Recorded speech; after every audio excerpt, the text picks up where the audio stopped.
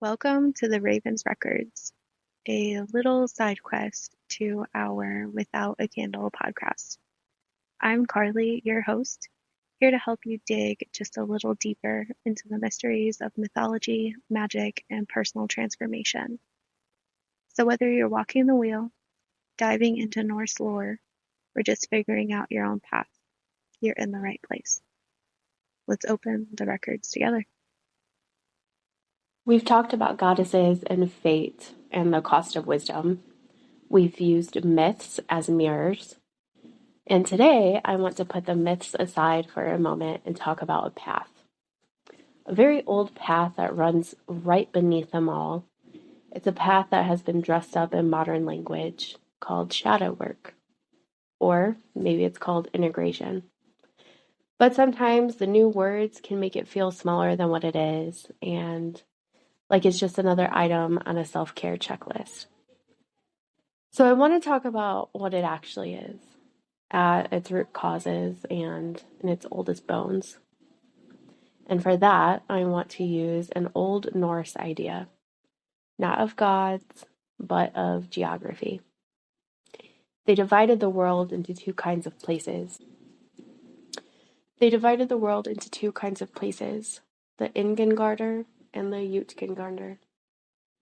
Innangarðr is the inn yard, the home field, the village inside the fence, the hearth fire, the known faces and the clear paths.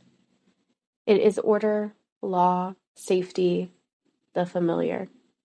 It is where you know all the rules. And then there is the Utangarðr, the out yard. Everything outside of that fence, the untamed forest, those wild marshes, the mountain slopes where the light is just a little bit strange. And it's really the unknown, the unmapped. It is not by nature evil. It is simply beyond the rules of that village. So here's the first key to this. The village needs the wild. It needs timber, game, water from the forest streams. But the wild is inherently dangerous because it is unknown. The goal was not to destroy that outyard, but to learn how to move through it, to venture out and to return, bringing back what the village it needs to survive. Your psyche has that same geography. You have your Innangarðr, your conscious self, the you present to your family, to your work, online, that identity that you've built, the stories you tell about who you are. It is the well-lit village square of your mind. It feels safe here, and you know the rules. But you also have the Utangarðr, which is your shadow, the untamed forest inside of you. It holds everything the village self could not afford to bring inside the walls. The raw anger that would disrupt harmony, the grief so vast that it would flood the square, the wild creativity that has no place in the daily grind, and a fear so basic that it would shatter the story of being in control. This forest is not evil. It is not a dungeon of monsters. It's just simply unmapped. Shadow work is not about storming the forest with a torch to burn it down. That's just the village's violence projected outward. Shadow work is the deliberate, brave, and quiet act of leaving the village gate. It is stepping past the last known post into the tree line, not to fight, but just to explore, and not to conquer, but to be present.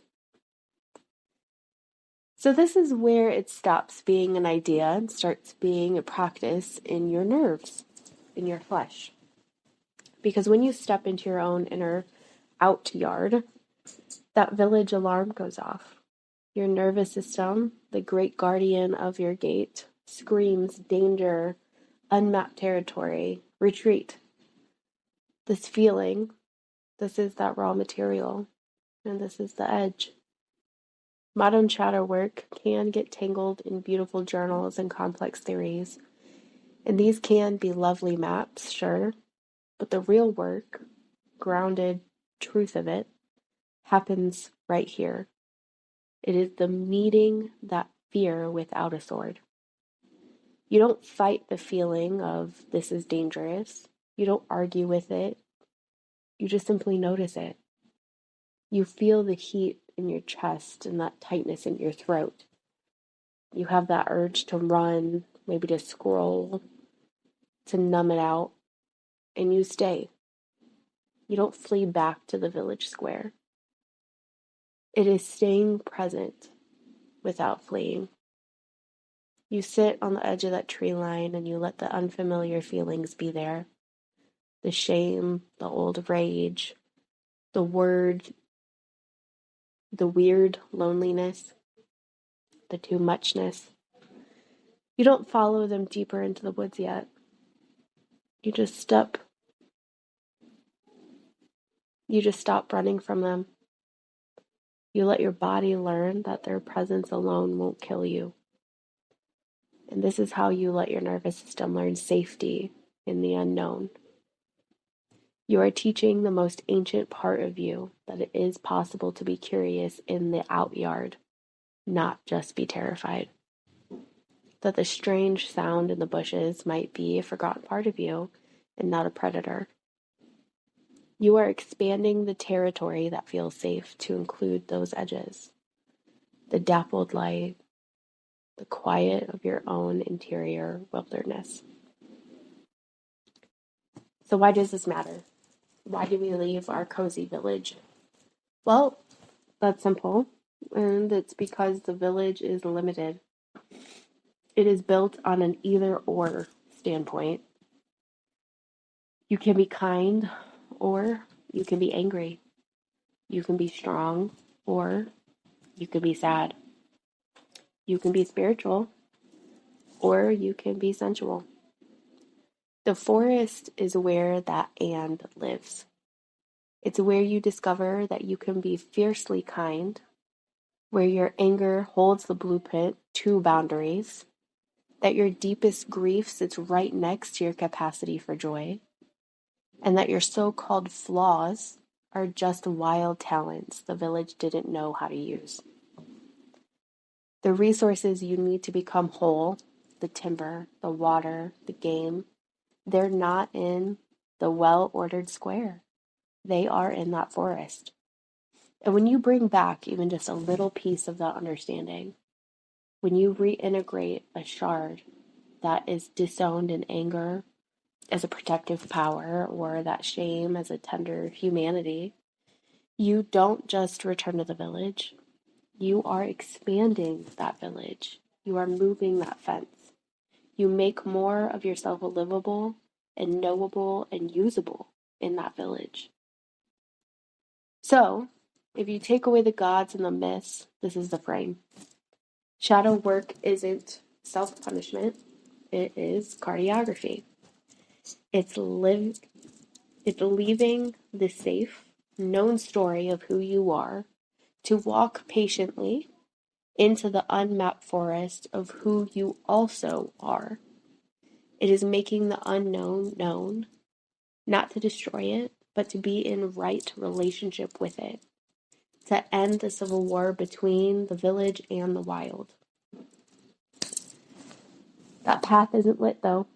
You do have to feel your way, but you're not looking for monsters. You're just learning the landscape. And every time you stay present with a difficult feeling instead of running, you are drawing a new line in your inner map, and you are claiming another acre of your own soul. And that is the real work. Not with the sky gods, but right here on the ground at the edge of your own awareness. One step beyond the fence at a time. Thanks for hanging out with me today. Until next time, keep walking your path, trust your rhythm, and remember, the sacred isn't far. It's already within you.